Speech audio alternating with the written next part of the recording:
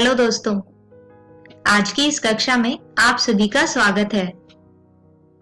दोस्तों, आज की हमारी इस कक्षा में हम अध्याय 7 प्रत्यावर्ती धारा का 5वां भाग समझेंगे। और आज के हमारे इस वीडियो में हम जानेंगे श्रेणीबद्ध LCR परिपथ पर प्रयुक्त AC वोल्टता को। तो आइए आज के वीडियो को शुरू करते हैं। दोस्तों, यहाँ इस चित्र में AC स्रोत E से जुड़ा एक श्रेणीबद्ध LCR परिपथ दर्शाया गया है। पहले की ही भांति हम AC स्रोत की वोल्टता को यहाँ पर Vm sin ओमेगा t से लिख सकते हैं। इसके अतिरिक्त दोस्तों, यदि संधारित्र पर आवेश Q एवं किसी क्षण t पर परिपथ में प्रवाहित धारा I है, तो किरचॉफ के पाश नियम से हम इस लूप के लिए यह समीकरण लिख सकते हैं। L di बटे dt जमा I R जमा Q बटे C बराबर होगा V के, जहां पर धारा I और प्रयुक्त प्रत्यावर्ती वोल्टता V है। अब दोस्तों, हम यहाँ इस परिपथ में धारा I और प्रत्यावर्ती वोल्टता V के लिए एक कला संबंध ज्ञात करना चाहते हैं। तो इस समस्या को हल करने के लिए हम किन्हीं दो विधियों का उपयोग कर सकते हैं। पहली विधि में हम फेजर्स तकनीक का उपयोग करते हैं, जबकि दूसरी विधि में हम समीकरणों को विश्लेषणात्मक रूप से हल कर सकते हैं। यहाँ इस वीडियो में हम केवल फेजर्स तकनीक का उपयोग करेंगे और जानेंगे इस समीकरण को कैसे हल किया जा सकता है। तो आइए दोस्तों, जानते हैं इस समीकरण को हल करने के लिए फेजर आरेख किस प्रकार सहायता करते हैं। तो दोस्तों, जैसा कि हम जानते हैं कि इस चित्र में परिपथ में प्रतिरोधक, प्रेरक एवं संधारित्र श्रेणी क्रम में जुड़े हैं। अतः किसी क्षण विशेष पर परिपथ के हर घटक में AC धारा उसके आयाम एवं कला में समान होगी। इसके लिए हम मान लेते हैं कि परिपथ में प्रवाहित होने वाली AC धारा है I बराबर Im sin ओमेगा t जमा phi, जहां पर दोस्तों phi स्रोत की वोल्टता और परिपथ में प्रवाहित होने वाली धारा में कला अंतर को दर्शाता है। अब दोस्तों, हम इस परिपथ के लिए एक फेजर आरेख बनाएंगे। तो मान लीजिए कि परिपथ की धारा को यहाँ फेजर I द्वारा व्यक्त किया जाता है। इसके अतिरिक्त प्रेरक, प्रतिरोधक, संधारित्र एवं स्रोत के सिरों के बीच वोल्टताओं को क्रमशः VL, VR, VC एवं V से निरूपित करते हैं। तो जैसा कि हमने अपने पिछले वीडियो में देखा है कि किसी प्रतिरोधक के लिए धारा और वोल्टता समांतर होती है, जबकि किसी संधारित्र में वोल्टता धारा I से π/2 रेडियन पीछे रहती है। अर्थात यहाँ पर फेजर कुछ इस प्रकार से होगा। और वहीं प्रेरक में वोल्टता धारा से π/2 रेडियन आगे रहती है। अर्थात इसे यहाँ इस फेजर आरेख में कुछ इस तरह से दर्शाया जा सकता है। तो दोस्तों, यहाँ यह चित्र VL, VR, VC एवं I फेजर को समुचित कला संबंधों के साथ दर्शाता है। दोस्तों, इन फेजर्स की लंबाई अर्थात VR, VC एवं VL के आयाम कुछ इस प्रकार से हैं। जैसे कि फेजर VR के लिए आयाम होगा VRM, जो बराबर होगा IM गुणा R के। ठीक इसी प्रकार किसी संधारित्र के फेजर यानी VC के लिए आयाम होगा VCM, जो बराबर होगा IM गुणा XC के। वहीं किसी प्रेरक के फेजर VL के लिए आयाम होगा VLM, जिसका मान होगा IM गुणा XL।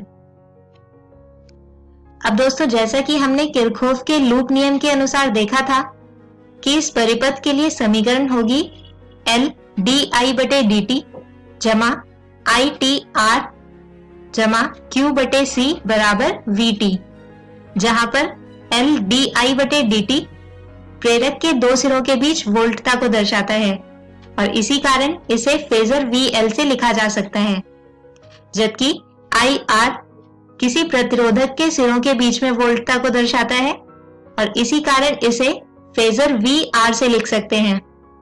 दोस्तों वहीं Q/C एक संधारित्र के सिरों के बीच वोल्टता है, इसीलिए इसे फेजर VC से लिख सकते हैं। अर्थात इस पूरे समीकरण को यदि हम फेजर के रूप में लिखें तो उसे कुछ इस प्रकार लिखा जा सकता है, VL जमा VR जमा VC बराबर परिपथ की कुल वोल्टता फेजर यानी V।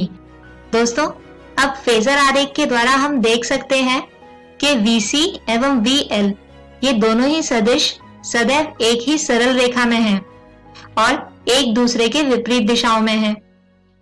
इसके कारण उनको एकल फेजर VC जमा VL के रूप में संयोजित किया जा सकता है, जिसका परिमाण होगा मोड VCM घटा VLM, क्योंकि इनकी दिशा एक दूसरे के विपरीत है।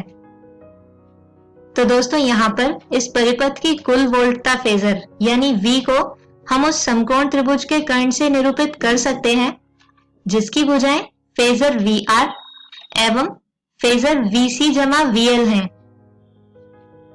और इस त्रिभुज में पाइथागोरस प्रमेय के द्वारा हम लिख सकते हैं कि इन फेजर्स के आयाम अर्थात Vm की घात 2 बराबर होगा Vrm की घात 2 जमा VCM घटा VLM की घात 2। अब दोस्तों यहाँ पर हम इस समीकरण में Vrm, VCM तथा VLM का मान रखें तो समीकरण आती है Vm की घात 2 बराबर Im R की घात 2 जमा Im XC घटा Im XL की घात 2। दोस्तों यहाँ से यदि हम Im की घात 2 को बाहर निकालें तो Vm की घात 2 आएगी, Im की घात 2 ब्रैकेट R की घात 2 जमा XC घटा XL की घात 2 और यहाँ से Im का मान आता है Vm बटे अंडर रूट R की घात 2 जमा XC घटा XL की घात 2। दोस्तों यहाँ पर किसी परिपथ में प्रतिरोध से समतुल्यता के आधार पर हम AC परिपथ के लिए प्रतिबाधा Z को उपयोग में लाते हैं। अब दोस्तों जैसा कि हम जानते हैं कि फेजर I सदैव फेजर R के समांतर होता है और इसीलिए कला कोण फाई को हम फेजर VR एवं फेजर V के बीच का कोण भी कह सकते हैं। तो यहाँ पर हम इस कला कोण फाई के लिए लिख सकते हैं कि tan फाई बराबर होगा VCM घटा VLM बटे VRM के, या इसे लिख सकते हैं कि tan फाई बराबर होगा XC घटा XL बटे R के। दोस्तों यदि इस व्यंजक में XC का मान XL से अधिक होगा तो यहाँ पर फाई धनात्मक होता है तथा परिपथ का धारितात्मक व्यवहार प्रधान हो जाता है, जिसके परिणाम स्वरूप परिपथ में धारा स्रोत वोल्टता से अग्र हो जाती है, ठीक वैसे ही जैसे किसी संधारित्रीय परिपथ में होता है। और यदि XC का मान XL से कम होगा तो यहाँ पर फाई का मान ऋणात्मक हो जाएगा और ऐसे में परिपथ का प्रेरकीय व्यवहार प्रमुख हो जाएगा, अर्थात यह परिपथ एक प्रेरकीय परिपथ की तरह काम करेगा, जिसके परिणाम स्वरूप परिपथ में धारा स्रोत वोल्टता से पीछे हो जाती है। दोस्तों इस प्रकार फेजर्स तकनीक का उपयोग करके हम श्रेणीबद्ध LCR परिपथ में धारा का आयाम एवं कला ज्ञात कर सकते हैं। इसके अतिरिक्त दोस्तों श्रेणीबद्ध LCR परिपथ में एक और रोचक परिघटना भी होती है जिसे कहा जाता है अनुनाद यानी रेजोनेंस। दोस्तों आपने यह शब्द 11वीं कक्षा में सुना होगा। इसके अनुसार जब लोलक अपने मूल बिंदु के इर्द गिर्द दोलन करता है तो उसकी एक प्राकृतिक आवृत्ति होती है। उदाहरण के लिए हम एक झूले पर बैठा हुआ बच्चा लेते हैं जो इस झूले की प्राकृतिक आवृत्ति से झूलता है, लेकिन यदि बच्चा रस्सी को नियमित समय अंतरालों पर खींचता है और खींचने की आवृत्ति लगभग झूले के दोलनों की प्राकृतिक आवृत्ति के बराबर होती है, तो हम यह देखते हैं कि झूले का आयाम बढ़ जाता है।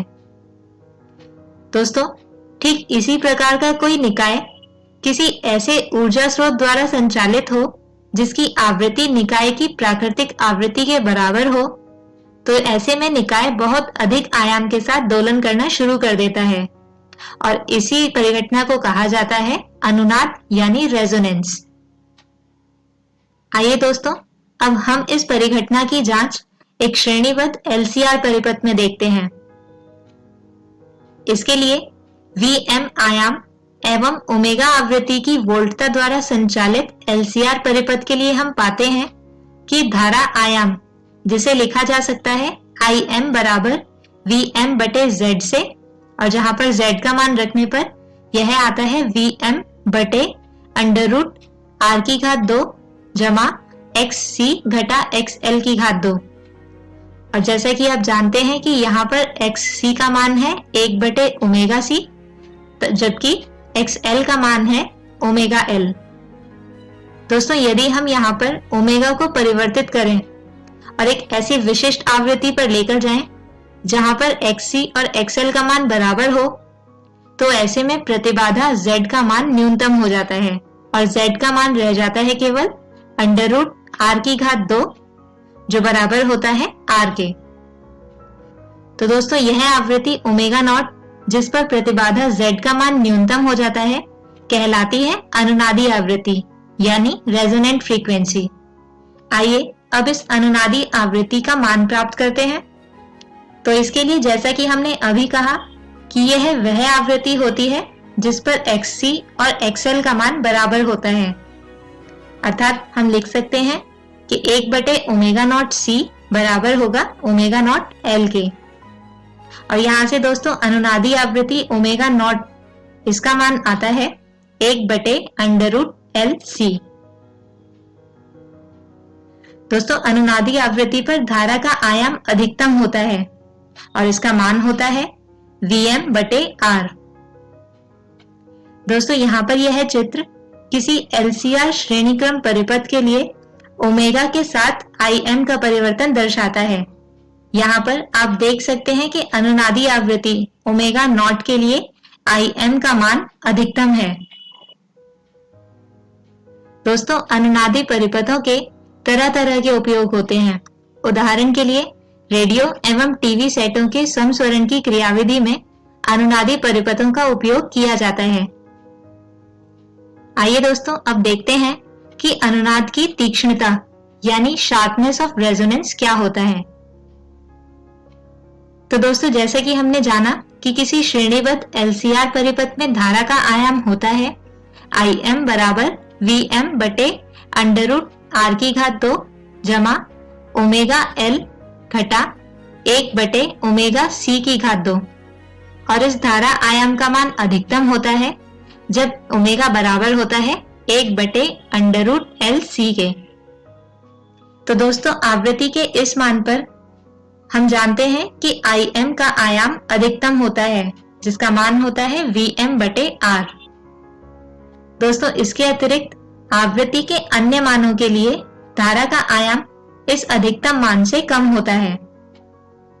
अब हम एक ऐसे आवृत्ति को चुनते हैं जिसके लिए धारा आयाम अधिकतम मान का 1 बटे √2 गुना हो। इस मान के लिए परिपथ में होने वाला शक्ति क्षय आधा हो जाता है। और यहाँ पर इस चित्र की सहायता से हम देख सकते हैं कि ओमेगा के ऐसे दो मान हैं, ओमेगा 1 और ओमेगा 2। दोस्तों, ये दोनों ही मान ओमेगा नॉट के दाएं एवं बाएं ओर उपस्थित हैं, और ऐसे में हम लिख सकते हैं कि ओमेगा 1 बराबर होगा ओमेगा नॉट जमा डेल्टा ओमेगा, जबकि ओमेगा 2 बराबर होगा ओमेगा नॉट घटा डेल्टा ओमेगा के। दोस्तों, इन दोनों आवृत्तियों के बीच का अंतर यानी ओमेगा 1 घटा ओमेगा 2, जो बराबर होता है 2 डेल्टा ओमेगा के, इसे परिपथ का बैंड विस्तार कहा जाता है। तो दोस्तों, यहाँ पर हम डेल्टा ओमेगा का व्यंजक प्राप्त करने के लिए ध्यान दें तो धारा आयाम Im बराबर होता है 1 बटे √2 अधिकतम Im के मान के। ऐसे में यदि हम ओमेगा की जगह इस व्यंजक में ओमेगा 1 रखें तो Im होगा Vm बटे अंडर रूट r की घात 2 जमा ओमेगा 1 L घटा 1 बटे ओमेगा 1 C की घात 2 जो बराबर होगा 1 बटे अंडर रूट 2 Im के अधिकतम मान के, या इसे लिख सकते हैं कि यह बराबर होगा 1 बटे अंडर रूट 2 Vm बटे R के। दोस्तों यहां से समीकरण को हल करें तो आता है अंडर रूट R की घात 2 जमा ओमेगा 1 L घटा 1 बटे ओमेगा 1 C की घात 2 जो बराबर होगा R गुणा अंडर रूट 2 के। और यदि बाएं पक्ष से अंडर रूट को हटाया जाए तो हमें दाएं पक्ष का वर्ग लेना होता है, जिसके कारण समीकरण आती है R की घात 2 जमा ओमेगा 1 L घटा 1 बटे ओमेगा 1 C की घात 2 बराबर 2 R की घात 2। और इसे हल करने पर आता है ओमेगा 1 L घटा 1 बटे ओमेगा 1 C की घात 2 बराबर R की घात 2। दोस्तों इस समीकरण के दोनों ओर अंडर रूट लेने पर आता है ओमेगा 1 L घटा 1 बटे ओमेगा 1 C बराबर R। अब हम यहाँ पर ओमेगा 1 का मान रख देते हैं जो है ओमेगा नॉट जमा डेल्टा ओमेगा। तो यहाँ पर ओमेगा 1 का मान रखने पर समीकरण बन जाती है ओमेगा नॉट जमा डेल्टा ओमेगा गुणा L घटा 1 बटे ओमेगा नॉट जमा डेल्टा ओमेगा C जो बराबर है R के। दोस्तों यदि हम यहाँ पर दोनों ही कोष्ठकों में से ओमेगा नॉट को कॉमन लें तो समीकरण बनेगी ओमेगा नॉट L ब्रैकेट 1 जमा डेल्टा ओमेगा बटे ओमेगा नॉट घटा 1 बटे ओमेगा नॉट C ब्रैकेट 1 जमा डेल्टा ओमेगा बटे ओमेगा नॉट बराबर R। अब दोस्तों इस समीकरण के दूसरे पद में जैसा कि हम जानते हैं कि ओमेगा नॉट की घात 2 बराबर होता है 1 बटे L C के, तो यहां से यदि हम देखें तो ओमेगा नॉट C बराबर होता है 1 बटे ओमेगा नॉट L के। तो यहाँ पर हम 1 बटे ओमेगा नॉट C का मान रखते हैं ओमेगा नॉट L, तो समीकरण आती है ओमेगा नॉट L ब्रैकेट 1 जमा डेल्टा ओमेगा बटे ओमेगा नॉट घटा ओमेगा नॉट L बटे 1 जमा डेल्टा ओमेगा बटे ओमेगा नॉट जो बराबर होगी R के। और यहाँ पर दोस्तों दूसरे पक्ष को हम लिख सकते हैं ओमेगा नॉट L ब्रैकेट 1 जमा डेल्टा ओमेगा बटे ओमेगा नॉट की घात ऋणात्मक 1। अब दोस्तों क्योंकि डेल्टा ओमेगा बटे ओमेगा नॉट का मान 1 से काफी कम है, इसी कारण हम इस व्यंजक के दूसरे पद को यहाँ पर लिख सकते हैं ओमेगा नॉट L ब्रैकेट 1 घटा डेल्टा ओमेगा बटे ओमेगा नॉट। तो दोस्तों यहाँ इस समीकरण को हल करने पर आता है ओमेगा नॉट L गुणा 2 डेल्टा ओमेगा बटे ओमेगा नॉट बराबर R। और यहाँ पर ओमेगा नॉट से ओमेगा नॉट कटने पर हमारे पास बचता है केवल डेल्टा ओमेगा जो आता है R बटे 2L के। तो दोस्तों जैसे कि हमने कहा था कि अनुनाद की तीक्ष्णता को हम लिखते हैं ओमेगा नॉट बटे 2 गुणा डेल्टा ओमेगा के, तो यहाँ पर डेल्टा ओमेगा का मान रखें तो अनुनाद की तीक्ष्णता आती है ओमेगा नॉट L बटे R। और इस अनुपात को परिपथ का गुणवत्ता गुणांक Q से दर्शाया जाता है जिसका मान होता है ओमेगा नॉट L बटे R। और दोस्तों इसी समीकरण में ओमेगा नॉट का मान 1 बटे अंडर रूट LC रखने पर यह गुणवत्ता गुणांक Q आता है 1 बटे ओमेगा नॉट CR के। तो दोस्तों इसी के साथ हम खत्म करते हैं हमारा आज का ये वीडियो। आज के हमारे इस वीडियो में हमने समझा श्रेणीबद्ध LCR परिपथ पर प्रयुक्त होने वाली AC वोल्टता को और जाना अनुनाद और अनुनाद की तीक्ष्णता को। अगले वीडियो में हम समझेंगे LC दोलन को। तब तक के लिए गुड बाय।